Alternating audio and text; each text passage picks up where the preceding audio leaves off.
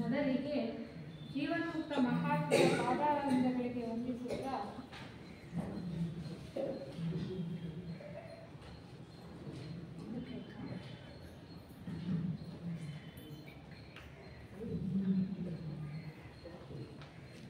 ಆತ್ಮೀಯ ಸಹೋದರ ಸಹೋದರಿಯರೇ, ಈ ದಿನ ನಾವೆಲ್ಲ ಇಲ್ಲಿ ಥಿಯೋಸಾಫಿಕಲ್ ಸೊಸೈಟಿಯ 150ನೇ ವಾರ್ಷಿಕೋತ್ಸವವನ್ನು ಆಚರಣೆ ಮಾಡುವಂತಹ ಸಲುವಾಗಿ ಎಲ್ಲ ಸೇರಿದ್ದೇವೆ.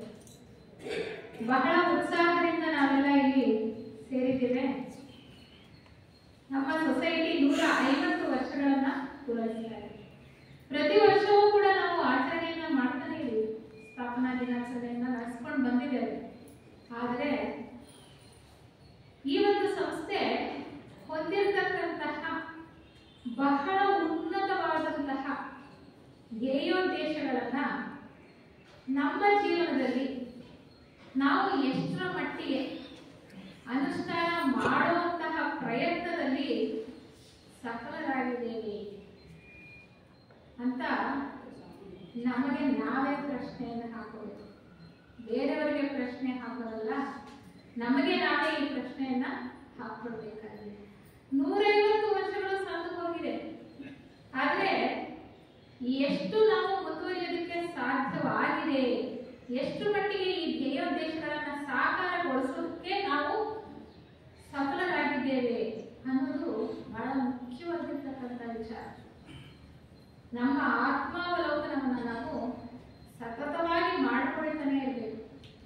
ಆಚರಣೆಯ ಒಂದು ದಿನ ಅಲ್ಲ, ವರ್ಷಕ್ಕೊಮ್ಮೆ ಅಲ್ಲ, ಪ್ರತಿ ಕ್ಷಣ ಪ್ರತಿದಿನ ನಾವು ನಮ್ಮನ್ನ ಪರಿಶೀಲನೆ ಮಾಡಿಕೊಂಡು ಥಿಯೋಸಾಫಿಕಲ್ ಸೊಸೈಟಿ ಅಂತಹ ಉನ್ನತವಾದಂತಹ ಸಂಸ್ಥೆ, ಜೀವನ್ಮುಕ್ತ ಮಹಾತ್ಮರಿಂದ ನಿರ್ದೇಶಿಸಲ್ಪಟ್ಟು ಸ್ಥಾಪನೆಯಾದಂತಹ ಸಂಸ್ಥೆ ಹೊಂದಿರತಕ್ಕಂತಹ ಧ್ಯೇಯೋದ್ದೇಶಗಳನ್ನ, ವಿಶ್ವ ಧರ್ಮವನ್ನೇ ಎತ್ತಿ ಹಿಡಿತಾ ಇರತಕ್ಕಂತಹ ಬಹಳ ಉನ್ನತವಾದಂತಹ ವಿಚಾರವನ್ನ ಎಷ್ಟು ಮಟ್ಟಿಗೆ ನಾವು ಅಳವಡಿಸಿಕೊಳ್ತಾ ಇದ್ದೇವೆ ಅನ್ನೋದು ಬಹಳ ಬಹಳ ಮುಖ್ಯವಾಗುತ್ತೆ. ಥಿಯೋಸಾಫಿಕಲ್ ಸೊಸೈಟಿ ಪ್ರಾರಂಭವಾದದ್ದು 1875ನೇ ಇಸವಿ ನವೆಂಬರ್ 17ನೇ ತಾರೀಕು ಅಮೆರಿಕ ದೇಶದ ನ್ಯೂಯಾರ್ಕ್ ಪಟ್ಟಣದಲ್ಲಿ. ಆದರೆ ಪ್ರಾರಂಭವಾದ 7 ವರ್ಷ ಬಹಳ ಕಷ್ಟಕಾಲ. ಈ ಸಂಸ್ಥೆಯನ್ನ ಮುನ್ನಡೆಸಿಕೊಂಡು ಹೋಗೋದಕ್ಕೆ ಪಾಶ್ಚಾತ್ಯ ರಾಷ್ಟ್ರದಲ್ಲಿ ಬಹಳ ಕಷ್ಟ.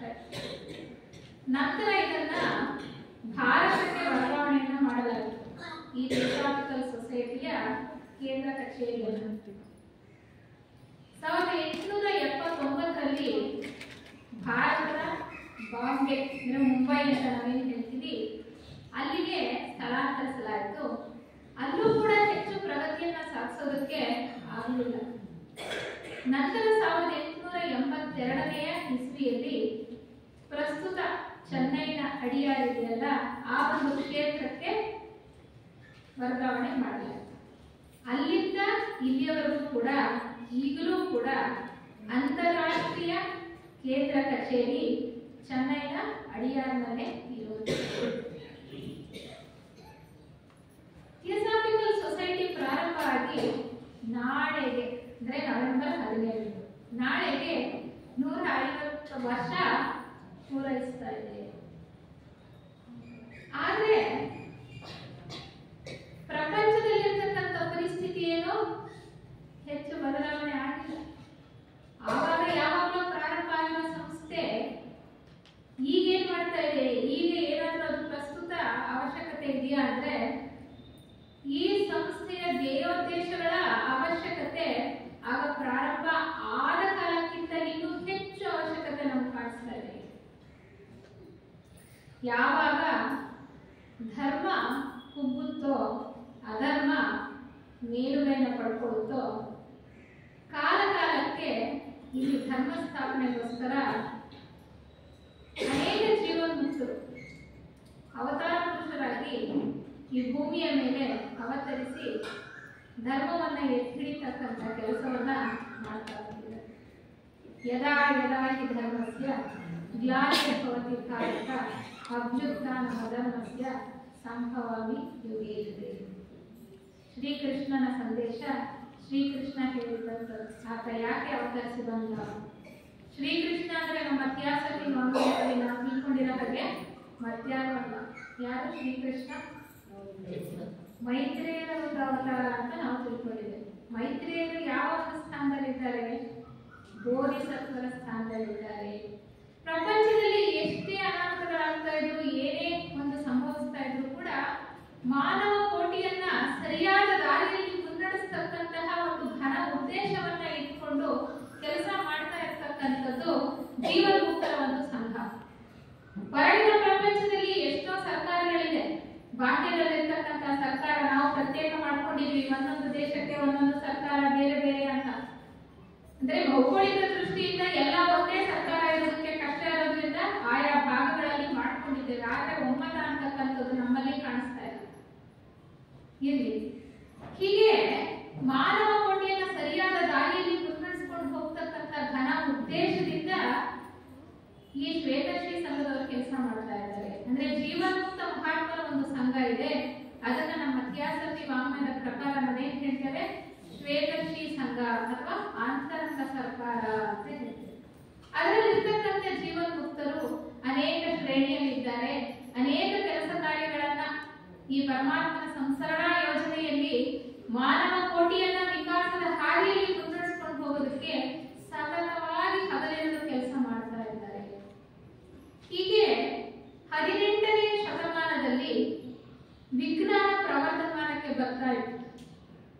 ಆಗಾಗ ಸ್ವಲ್ಪ ವಿಜ್ಞಾನದ ಆವಿಷ್ಕಾರಗಳು ಕಾಣಿಸ್ಕೊಳ್ತಾ ಇತ್ತು. ಆ ಒಂದು ಪರಿಸ್ಥಿತಿಯಲ್ಲಿ ಧರ್ಮ ತನ್ನ ಪವಿತ್ರತೆಯನ್ನ ಕಳ್ಕೊಳ್ತಾ ಬಂತು. ಯಾಕೆಂದ್ರೆ ಮನುಷ್ಯನ ಸ್ವಾರ್ಥ. ಅಂದ್ರೆ ಎಸಾಫಿಕಲ್ ಸೊಸೈಟಿ ಪ್ರಾರಂಭ ಆಗಿದ್ದು 19ನೇ ಶತಮಾನದ ಕೊನೆಯ ಭಾಗದಲ್ಲಿ. ಆದರೆ ಆ ಭಾಗದಲ್ಲಿ ಆ ಒಂದು ಸಮಯದಲ್ಲಿ ಇದ್ದಂತಹ ಪರಿಸ್ಥಿತಿ ಹೇಗೆ ಅನ್ನೋದನ್ನ ನಾವು ತಿಳ್ಕೊಳ್ಳೋ ಪ್ರಯತ್ನ ಮಾಡೋಣ. ಏಕೆಂದ್ರೆ ಈ ದಿನ ನಾನು ಮಾತನಾಡಬೇಕಾಗಿರ್ತಕ್ಕಂಥ ವಿಚಾರ ಥಿಯೋಸಾಫಿಕಲ್ ಸೊಸೈಟಿಯ ಹಿನ್ನೆಲೆ, ಸ್ಥಾಪಕರು ಮತ್ತು ಉದ್ದೇಶಗಳು. ಈ 3 ವಿಚಾರವನ್ನ ಮುಖ್ಯವಾಗಿ ಗಮನದಲ್ಲಿಟ್ಕೊಂಡು ನಾವು ಕೆಲವು ವಿಷಯಗಳನ್ನ ತಿಳ್ಕೊಳ್ಳೋ ಪ್ರಯತ್ನ ಮಾಡೋಣ. ಈಗಾಗಲೇ ನಾವು ತಿಳ್ಕೊಂಡ ಹಾಗೆ ಮನುಷ್ಯನ ಸ್ವಾರ್ಥ ಯಾವಾಗ ಹೆಚ್ಚಾಯ್ತೋ, ಮತ ಧರ್ಮಗಳು ಅವುಗಳ ಪವಿತ್ರತೆಯನ್ನ ಕಳ್ಕೊಳ್ತಾ ಬಂತು. ಯಾಕೆ ಮತ ಧರ್ಮಗಳಲ್ಲಿ ಪವಿತ್ರತೆ ಕಡಿಮೆ ಆಯ್ತು ಅಥವಾ ಧರ್ಮ ಕಡಿಮೆ ಆಯ್ತು ಅಂದ್ರೆ ಮನುಷ್ಯನ ಸ್ವಾರ್ಥನೇ ಅದಕ್ಕೆ ಕಾರಣ. ತನ್ನ ಸ್ವಾರ್ಥಕ್ಕೋಸ್ಕರ ಮನುಷ್ಯ ಮತ ಧರ್ಮವನ್ನ ಬಳಸ್ಕೊಳ್ಳೋದಕ್ಕೆ ಪ್ರಾರಂಭ ಮಾಡಿದ. ಸಂಪ್ರದಾಯಗಳು, ಆಚರಣೆಗಳು ಬಹಳ ಹೆಚ್ಚಾಗಿತ್ತು. ಮೂಢನಂಬಿಕೆ ಬಹಳ ತಾಂಡವವಾಡ್ತಾ ಇತ್ತು. ಅದೇ ಸಮಯದಲ್ಲಿ ವಿಜ್ಞಾನವೂ ಕೂಡ ಪ್ರವರ್ಧಮಾನಕ್ಕೆ ಬರ್ತಾ ಇದ್ದಂತಹ ಸಮಯ. ಈ ವಿಜ್ಞಾನ ಏನ್ ಮಾಡ್ತು? ಆ ವಿಜ್ಞಾನ ಯಾವಾಗ ಸ್ವಲ್ಪ ಸ್ವಲ್ಪ ಮಟ್ಟಿಗೆ ಪ್ರವೃತ್ತಮಾನಕ್ಕೆ ಬಂತು, ಆ ವಿಜ್ಞಾನ ಹೇಳಲಿಕ್ಕೆ ಶುರು ಮಾಡ್ತು, ಯಾವುದು ಇಂದ್ರಿಯಗಳಿಗೆ ಗ್ರಾಹ್ಯವೋ ಅದನ್ನುಳಿದು ವಾಸ್ತವ ಅಂತಕ್ಕಂಥದ್ದು ಬೇರೆ ಯಾವುದೂ ಇಲ್ಲ. ಅಂದ್ರೆ ನನ್ನ ಕಣ್ಣುಗಳಿಗೆ, ನನ್ನ ಇಂದ್ರಿಯಗಳಿಗೆ ಯಾವುದು ಗೋಚರ ಆಗುತ್ತೋ, ಯಾವುದು ಕಾಣಿಸುತ್ತೋ ಅದು ಮಾತ್ರನೇ ಸತ್ಯ, ಮಿಕ್ಕಿದ್ದೆಲ್ಲವೂ ಕೂಡ ಯಾವುದೂ ಕೂಡ ಸತ್ಯವಲ್ಲ ಅನ್ನುವಂತಹ ಧೋರಣೆ. ಮತ್ತೆ ಹೇಳಕ್ ಶುರು ಮಾಡಿದ್ರು, ಕಾಣದ ದೇವರು ಅಂತಕ್ಕಂಥದ್ದು ಯಾವುದೂ ಇಲ್ಲ. ದೇವರು ಅಂತ ಹೇಳ್ತಾ ಇದ್ರು ಮತಧರ್ಮಗಳಲ್ಲಿ, ನಮ್ಮ ಕಣ್ಣಿಗೆ ಕಾಣಿಸ್ತಾ ಇಲ್ವಲ್ಲ. ಅಂದ್ರೆ ದೇವರಲ್ಲಿ ಇದ್ದಂತಹ ನಂಬಿಕೆ ಕಡಿಮೆ ಆಗ್ತಾ ಬಂತು. ವಿಜ್ಞಾನ ಯಾವಾಗ ಈ ಭೌತಿಕ ಪ್ರಪಂಚದಲ್ಲಿ ಪ್ರಯೋಗಗಳನ್ನ ಮಾಡಿ ಅನೇಕ ವಿಚಾರಗಳನ್ನ ಕಂಡುಕೊಳ್ಳೋಕೆ ಶುರು ಮಾಡ್ತೋ, ನನ್ನನ್ನ ಬಿಟ್ರೆ ಮಿಗಿಲಾದವರು ಯಾರು ಇಲ್ಲ. ಅಂದ್ರೆ ನಾನು ಎಲ್ಲವನ್ನೂ ಶೋಧಿಸಬಲ್ಲೆ, ಈ ಪ್ರಪಂಚದಲ್ಲಿ ಇರ್ತಕ್ಕಂಥ ಎಲ್ಲ ಸತ್ಯವನ್ನು ನಾನೇ ಕಂಡುಕೊಳ್ಳಬಲ್ಲೆ ಅನ್ನುವಂತಹ ಧೋರಣೆಯಲ್ಲಿ ವಿಜ್ಞಾನ ಮುಂದುವರಿತಾ ಹೋಯಿತು. ಅದೇ ಸಮಯದಲ್ಲಿ ಮನುಷ್ಯ ತನ್ನ ಸ್ವಾರ್ಥದಿಂದ ಮತಧರ್ಮಗಳಲ್ಲಿ, ಕೆಲವು ಭಾಗಗಳಲ್ಲಿ ಜಾತಿ ಪದ್ಧತಿಗಳು ಬಹಳ ಮೇಲ್ಗೈ ಸಾಧಿಸಿದವು. ಪೌರ್ವಾತ್ಯ ದೇಶಗಳಲ್ಲಿ, ಪಾಶ್ಚಿಮಾತ್ಯ ದೇಶಗಳಲ್ಲಿ ಕ್ರಿಶ್ಚಿಯನ್ ಮಷಿನರಿಗಳು ಬಹಳ ಪ್ರವೃತ್ತಮಾನಕ್ಕೆ ಬರ್ತಾ ಇದ್ವು. ಅಲ್ಲಿ ಮತಾಂಧತೆ ಮತ್ತೆ ಆಚಾರಗಳು ಸಂಪ್ರದಾಯಗಳು ಜನರನ್ನ ತಪ್ಪು ದಾರಿಗೆ ಎಳಿತಾ ಇತ್ತು. ಮತಾಂತರಗಳು ಬಹಳ ನಡೀತಾ ಇತ್ತು. ಹೀಗಾಗಿ ಜನರು ನಾಸ್ತಿಕರಾಗ್ತಾ ಹೋದ್ರು, ದೇವರಲ್ಲಿ ನಂಬಿಕೆಯನ್ನ ಕಳ್ಕೊಳ್ತಾ ಹೋದ್ರು. ಅದಕ್ಕೆ ಒಂದ್ ಕಡೆ HP ಅವರು ಹೇಳ್ತಾರೆ, ಥಿಯೋಸಾಫಿಕಲ್ ಸೊಸೈಟಿ ಅನ್ನುವಂತಹ ವಿಶ್ವ ಧರ್ಮವನ್ನೇ ಎತ್ತಿ ಹಿಡಿತಕ್ಕಂತಹ ಸಂಸ್ಥೆ 19ನೇ ಶತಮಾನದ ಕೊನೆಯ ಭಾಗದಲ್ಲಿ ಪ್ರಾರಂಭ ಆಗಿರಲಿಲ್ಲ ಅಂದಿದ್ರೆ ಪ್ರಪಂಚದಲ್ಲಿರ್ತಕ್ಕಂಥ 50%ಗೂ ಹೆಚ್ಚು ಜನ ನಾಸ್ತಿಕರಾಗಿ ಹೋಗ್ತಾ ಇದ್ರು ಅಂತ. ನಮ್ಮ ಥಿಯೋಸಾಫಿ ವಾಂಗ್ಮಯದಲ್ಲೇ ನಾವು ನೋಡಿದ್ದೇವೆ. ಥಿಯೋಸಾಫಿಕಲ್ ಸೊಸೈಟಿ 2ನೇ ಅಂತಾರಾಷ್ಟ್ರೀಯ ಅಧ್ಯಕ್ಷರಾಗಿದ್ದಂತಹ ಅನಿಬೆಸೆಂಟ್ರು ಕೂಡ ಕ್ರೈಸ್ತ ಮತಕ್ಕೆ ಸೇರಿದವರು. ಅಲ್ಲಿ ಇದ್ದಂತಹ ಕಂದಾಚಾರಗಳು ಸಂಪ್ರದಾಯಗಳನ್ನು ಅವರು ಒಪ್ಪಿಕೊಳ್ಳಿಲ್ಲ. ಅವರು ಆ ಒಂದು ಮತಧರ್ಮದಲ್ಲಿ ಪ್ರಾರಂಭದಲ್ಲಿ ಇದ್ದಂತಹ ಆಸಕ್ತಿಯನ್ನ ಕಳ್ಕೊಂಡು ನಾಸ್ತಿಕರಾಗಿ ಹೋಗ್ತಾರೆ.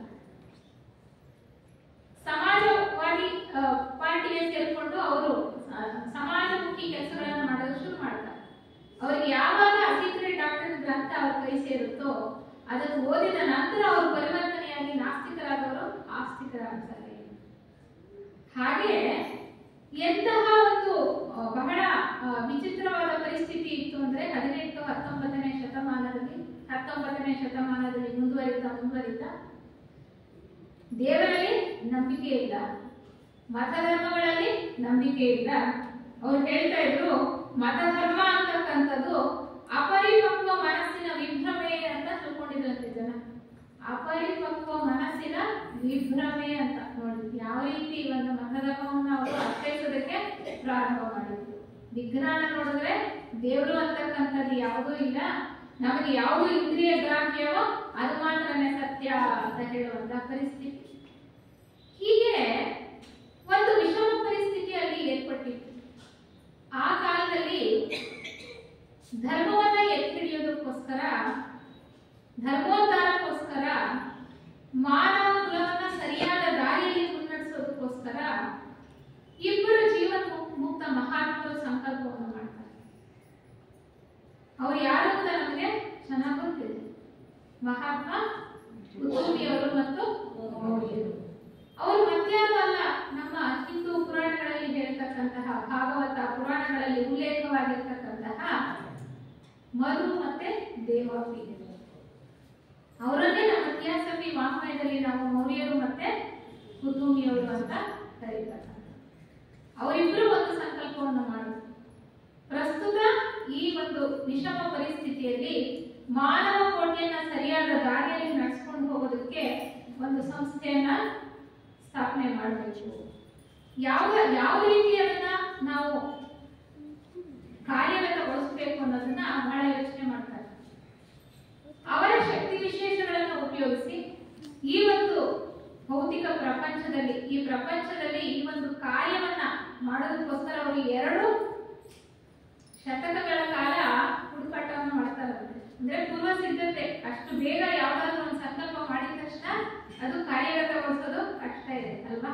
ಅಂದ್ರೆ ಅವರ ಶಕ್ತಿ ವಿಶೇಷಗಳನ್ನು ಉಪಯೋಗಿಸಿಕೊಂಡು ಆ ಒಂದು ಜ್ಞಾನವನ್ನ ಪ್ರಪಂಚಕ್ಕೆ ಕೊಡ್ತಾ ಮಾನವ ಕೋಟಿಯನ್ನ ಸರಿಯಾದ ದಾರಿಯಲ್ಲಿ ನಡೆಸ್ಕೊಂಡು ಹೋಗ್ತಕ್ಕಂತಹ ಶಕ್ತಿ ಇತ್ತು ಅವರಿಗೆ ಕಾಣಿಸ್ತೀವಂತೆ. ಅಂದ್ರೆ 2 ಶತಮಾನಗಳ ಕಾಲ ಅವರು ಹುಡುಕಾಟ ನಡೆಸ್ತಾರೆ. ಕೊನೆಗೆ ಅವ್ರ ಕಣ್ಣಿಗೆ ಬಿದ್ದಿದ್ದು HP ಬ್ಲವಾಟ್ಸ್ಕಿ ಅವರು ಮತ್ತೆ HS ಆಲ್ಕಾರ್ಡ್ ಅವರು. ಅಂದ್ರೆ ಹೆಲೆನಾ ಪೆಟ್ರೋನಾ ಬ್ಲವಾಟ್ಸ್ಕಿ ಮತ್ತೆ ಕರ್ನಲ್ ಹೆನ್ರಿ ಸ್ಟೀಲ್ ಆಲ್ಕಾರ್ಡ್ ಅವರು. ನಂತರ ಅವರು ಅವರ ಸಂಕಲ್ಪದ ಮೇರೆಗೆ ಇವರಿಬ್ಬರನ್ನು ಭೇಟಿಯಾಗುವ ಹಾಗೆ ಏರ್ಪಾಡು ಮಾಡ್ತಾರೆ. ಅವರಿಬ್ರು ಭೇಟಿಯಾಗಿ ನಂತರ ಈ ಒಂದು ಕಾರ್ಯವನ್ನ ಒಂದು ಮಹಾತ್ಮರ ಸಂಕಲ್ಪ ಏನಿತ್ತು, ಮಾನವ ಕೋಟಿಗೆ ಸರಿಯಾದ ರೀತಿಯಲ್ಲಿ ಆತ್ಮಜ್ಞಾನವನ್ನು ಕೊಡ್ತಕ್ಕಂಥದ್ದು, ಆ ಒಂದು ಕೆಲಸದಲ್ಲಿ ಇವನ್ನ ತೊಡಗಿಸ್ಕೊಳ್ತಾರೆ. ಈಗಿನ ಪ್ರಪಂಚ ನೋಡಿ, ಈಗ ಹೇಗಿದೆ ಪ್ರಪಂಚ, ಆಗಿಂತ ಇನ್ನು ವಿಷಮ ಪರಿಸ್ಥಿತಿ. ವಿಜ್ಞಾನ ಉತ್ತುಂಗ ಸ್ಥಾನದಲ್ಲಿದೆ, ನಾಗರಿಕತೆ ಅತ್ಯಂತ ಬೆಳೆದಿದೆ. ವಿಜ್ಞಾನದ ಆವಿಷ್ಕಾರಗಳಿಗೆ ಲೆಕ್ಕ ಮಿತಿನೇ ಇಲ್ಲ. ಮನುಷ್ಯ ತನ್ನ ಸುಖಕ್ಕೋಸ್ಕರ ಎಲ್ಲ ಸೌಲಭ್ಯಗಳನ್ನು ಮಾಡ್ಕೊಂಡಿದ್ದಾನೆ. ನನ್ನ ಸಮಾನ ಯಾರು ಇಲ್ಲ ಅನ್ನುವಂತಹ ಧೋರಣೆ. ಆದ್ರೆ ಮನಸ್ಸಿಗೆ ಮಾತ್ರ ಶಾಂತಿ ನೆಮ್ಮದಿ ಅಂತಕ್ಕಂಥದ್ದಿದೆಯಾ? ಖಂಡಿತ ಇಲ್ಲ. ಭಯೋತ್ಪಾದನೆ ಜಾಸ್ತಿ ಆಗ್ತಾ ಇದೆ, ಹಿಂಸೆ ಜಾಸ್ತಿ ಆಗ್ತಾ ಇದೆ, ಕ್ರೌರ್ಯ ಜಾಸ್ತಿ ಆಗ್ತಾ ಇದೆ. ಇತ್ತೀಚೆಗೆ ನೋಡಿ, ಹಿಂದೆ ಒಂದು ವಾರದ ಹಿಂದೆ ದೆಹಲಿಯಲ್ಲಿ ಭಯೋತ್ಪಾದಕರಿಂದ ಆದಂತಹ ಒಂದು ಬಾಂಬ್ ಸ್ಫೋಟ. ಯಾವ ಗಳಿಗೆಯಲ್ಲಿ ಹೇಗೋ ಮನುಷ್ಯ ತನ್ನ ಜೀವವನ್ನ ಕೈಯಲ್ಲಿ ಇಟ್ಕೊಂಡು ಓಡಾಡುವಂತ ರೀತಿ ಒಂದು ಪರಿಸ್ಥಿತಿಯಾಗಿದೆ. ಅಂದ್ರೆ ಆಗಿನ ಪರಿಸ್ಥಿತಿಗಿಂತ ಈಗ ಇನ್ನೂ ಹೆಚ್ಚು ಪ್ರಸ್ತುತ ಈ ಒಂದು ಸಂಸ್ಥೆಯ ಧ್ಯೇಯೋದ್ದೇಶಗಳು. ಯಾಕೆಂದ್ರೆ ವಿಶ್ವ ಧರ್ಮವನ್ನ ಎತ್ತಿ ಹಿಡಿತಕ್ಕಂತ ಕೆಲಸ ಈ ಸಂಸ್ಥೆ ಮಾಡ್ತಾ ಇದೆ. ಮನುಷ್ಯ ಪ್ರತ್ಯೇಕತೆಯನ್ನ ಸೃಷ್ಟಿಸ್ಕೊಂಡ್ಬಿಟ್ಟಿದ್ದಾನೆ. ನನ್ನ ಧರ್ಮ ಹೆಚ್ಚು, ನಿನ್ನ ಧರ್ಮ ಹೆಚ್ಚು ಅಂತ. ಮತಧರ್ಮಗಳಲ್ಲಿ ಏನಾಯ್ತು ಅಂದ್ರೆ ಪ್ರತ್ಯೇಕತೆಯನ್ನ ಸೃಷ್ಟಿಸ್ಕೊಂಡು ನಾನು ಬೇರೆ ನೀನು ಬೇರೆ, ನಾನು ಶ್ರೇಷ್ಠ ನೀನು ಕನಿಷ್ಠ ಅನ್ನುವಂತಹ ಧೋರಣೆಯಲ್ಲಿ ಮತ್ತೆ ಸ್ವಾರ್ಥ ದೃಷ್ಟಿಯಿಂದ ಎಲ್ಲವನ್ನೂ ಕೂಡ ನನ್ನದಾಗಿಸ್ಕೊಳ್ಬೇಕು ಅನ್ನುವಂತಹ ದೃಷ್ಟಿಯಿಂದ ಈ ಮತಧರ್ಮಗಳನ್ನು ಕೂಡ ರಾಜಕೀಯ ಲಾಭಕ್ಕೋಸ್ಕರ ಬಳಸ್ಕೊಳ್ತಾ ಇಂದಿನ ಪರಿಸ್ಥಿತಿ ಬಹಳ ಹದಗೆಟ್ಟು ಹೋಗಿದೆ. ಈ ಪ್ರತ್ಯೇಕತಾ ಭಾವನೆಯನ್ನ ಬಿಡಬೇಕು. ಆಗ ಮಾತ್ರ ಮಾನವ ಕೋಟಿ ಸರಿಯಾದ ದಾರಿಯಲ್ಲಿ ಹೋಗೋದಕ್ಕೆ ಸಾಧ್ಯ. ಇಷ್ಟು ಹೊರಗಿನ ಪ್ರಪಂಚದಲ್ಲಿ ಕಲುಷಿತ ಆಗಿರ್ತಕ್ಕಂಥದ್ದು ಪರಿಸ್ಥಿತಿಗೆ ಕಾರಣ ಏನು ಅಂತ ನಾವು ಯೋಚನೆ ಮಾಡಿದ್ದೆ ಆದ್ರೆ ಮತ್ತೇನು ಅಲ್ಲ, ಮನುಷ್ಯನ ಅಜ್ಞಾನವೇ ಕಾರಣ ಇದೆ. ಎಂತಹ ಅಜ್ಞಾನ? ಆತ್ಮಜ್ಞಾನದ ಕೊರತೆ. ಆತ್ಮಜ್ಞಾನದ ಕೊರತೆ ಇದೆ ಮನುಷ್ಯನಲ್ಲಿ. ಯಾಕೆಂದ್ರೆ ನಾವೆಲ್ಲರೂ ಕೂಡ ಆತ್ಮ ಸ್ವರೂಪಿಗಳು. ಸ್ವಲ್ಪ ಮಟ್ಟಿಗೆ ಆಧ್ಯಾತ್ಮ ತಿಳ್ಕೊಂಡಿರೋರಿಗೆ ಮತ್ತೆ ನಾವೇನು ಹೇಳಬೇಕಾಗಿಲ್ಲ. ಏಕೆಂದ್ರೆ ಎಲ್ಲರಲ್ಲಿ ಇರ್ತಕ್ಕಂಥ ಪರಮಾತ್ಮ ಚೈತನ್ಯ ಒಂದೇ, ಅಲ್ಲಿ ಭೇದ ಭಾವ ಇಲ್ಲ. ಹೊರಗಿನ ರೂಪಗಳಲ್ಲಿ ಬಣ್ಣದಲ್ಲಿ ಬದಲಾವಣೆ ಇರ್ಬೋದು, ಬೇರೆ ಬೇರೆ ಅಂತ ಇರ್ಬೋದು, ಆದ್ರೆ ಎಲ್ಲರಲ್ಲಿ ಇರ್ತಕ್ಕಂಥ ಚೈತನ್ಯ ಶಕ್ತಿ ಒಂದೇ. ಅಂದ್ರೆ ನಾವೆಲ್ಲ ಒಂದೇ ಆತ್ಮ ಸ್ವರೂಪಿಗಳು. ಆ ಆತ್ಮ ಜ್ಞಾನವನ್ನ ನಾವು ಯಾವಾಗ ಪಡ್ಕೊಳ್ತೀವೋ ಆಗ ಮಾತ್ರ ಸರಿಯಾದ ತಿಳುವಳಿಕೆ ಅನ್ನೋದು ಮನುಷ್ಯನಿಗೆ ಬರೋದಕ್ಕೆ ಸಾಧ್ಯ. ಈ ಸ್ವಾರ್ಥ ಕಡಿಮೆ ಆಗೋದಕ್ಕೆ ಸಾಧ್ಯ, ಪ್ರತ್ಯೇಕತಾ ಭಾವ ಕಡಿಮೆ ಆಗೋದಕ್ಕೆ ಸಾಧ್ಯ. ಅದಕ್ಕೆ ಥಿಯೋಸಾಫಿಕಲ್ ಸೊಸೈಟಿ ಪ್ರಾರಂಭ ಆಗಿ 150 ವರ್ಷಗಳು ಸಂದರೂ ಕೂಡ ಅದರ ಧ್ಯೇಯೋದ್ದೇಶಗಳು ಇಂದಿಗೂ ಕೂಡ ಬಹಳ ಬಹಳ ಪ್ರಸ್ತುತವಾಗಿದೆ. ಇಂದಿನ ಜನತೆಗೆ ಬೇಕಾಗಿದೆ ಅದು. ಆ ದೃಷ್ಟಿಯಿಂದ ನಾವು ಈ ಧ್ಯೇಯೋದ್ದೇಶಗಳನ್ನ ಸರಿಯಾಗಿ ಅರ್ಥ ಮಾಡ್ಕೊಳ್ಬೇಕಾಗಿದೆ.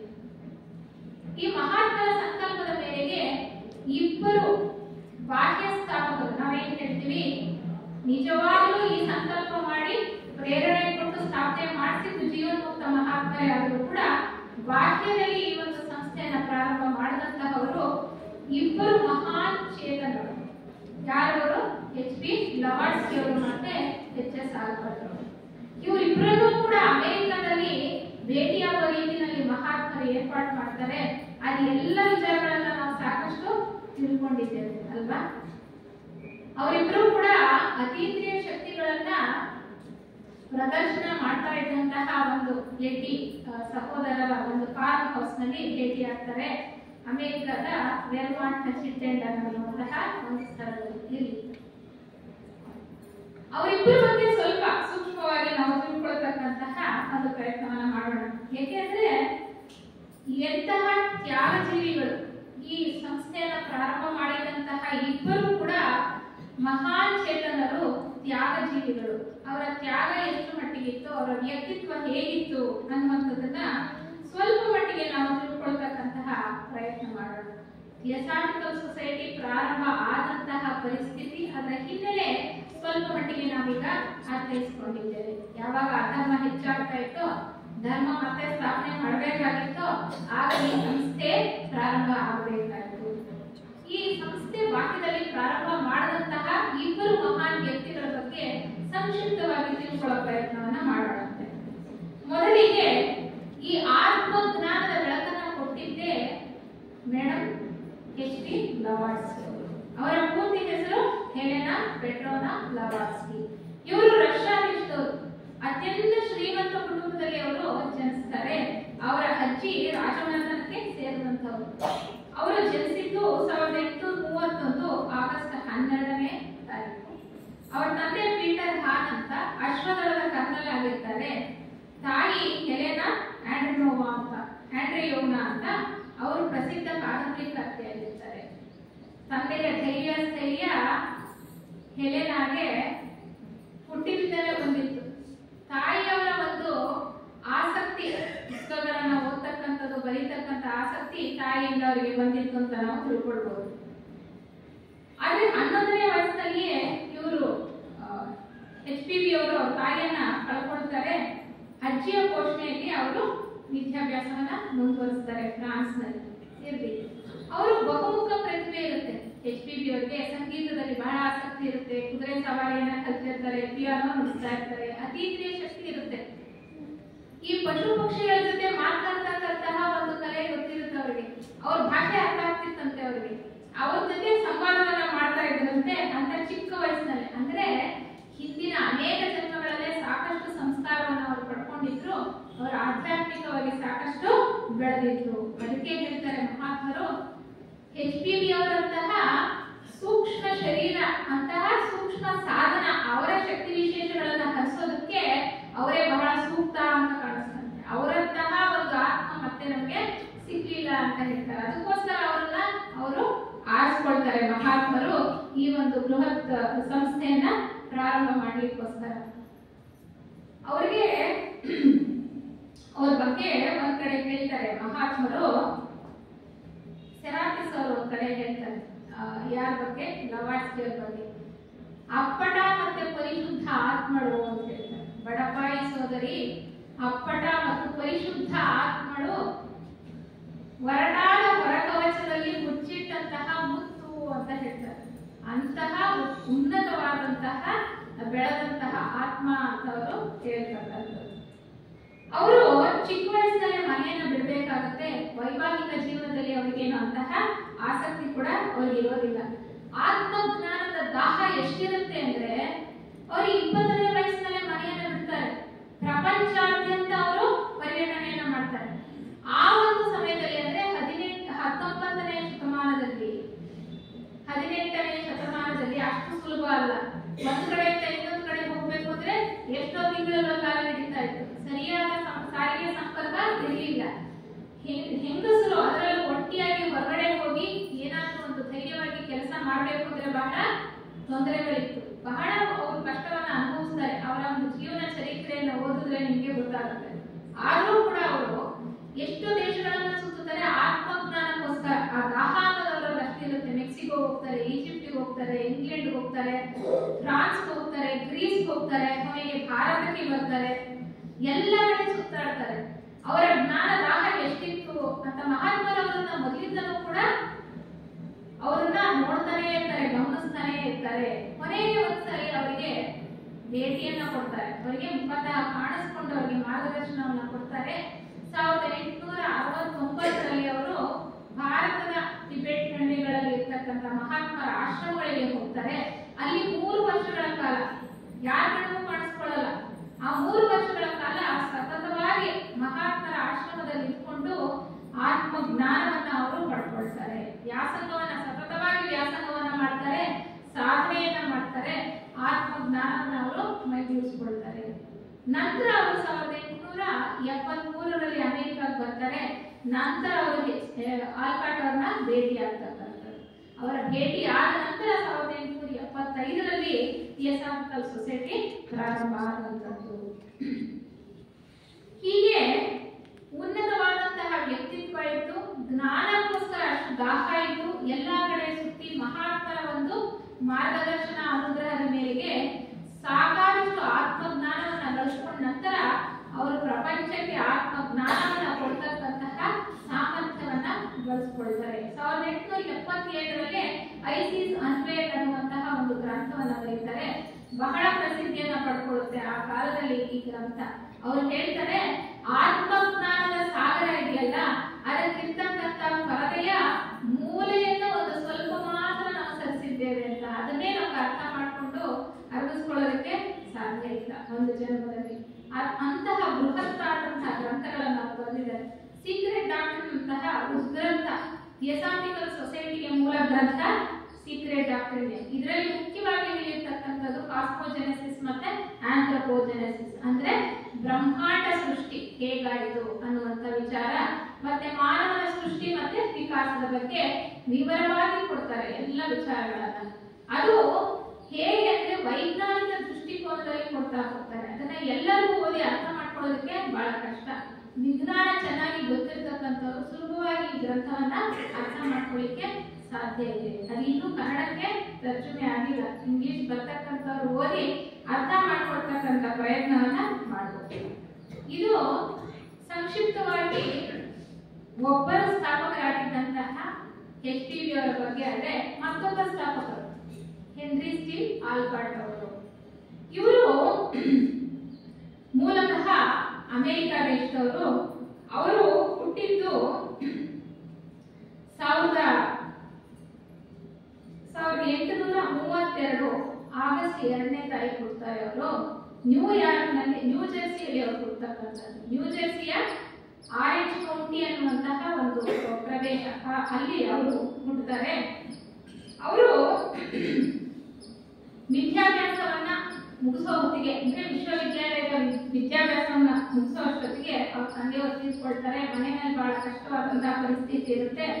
ಅವರು ಕೃಷಿಕರಾಗಿ ಕೆಲಸ ಮಾಡೋದಕ್ಕೆ ಪ್ರಾರಂಭ ಮಾಡ್ತಾರೆ, ಅಂದ್ರೆ ರೈತರಾಗಿ ಕೆಲಸ ಮಾಡ್ತಾರೆ. ಅದರ ನಂತರ ಅವರು ಪತ್ರಿಕೋದ್ಯಮದಲ್ಲೂ ಕೂಡ ಬಹಳವಾದ ಆಸಕ್ತಿ ಇರುತ್ತೆ. ಪತ್ರಿಕೋದ್ಯಮದಲ್ಲೂ ಕೆಲಸ ಮಾಡ್ತಾರೆ.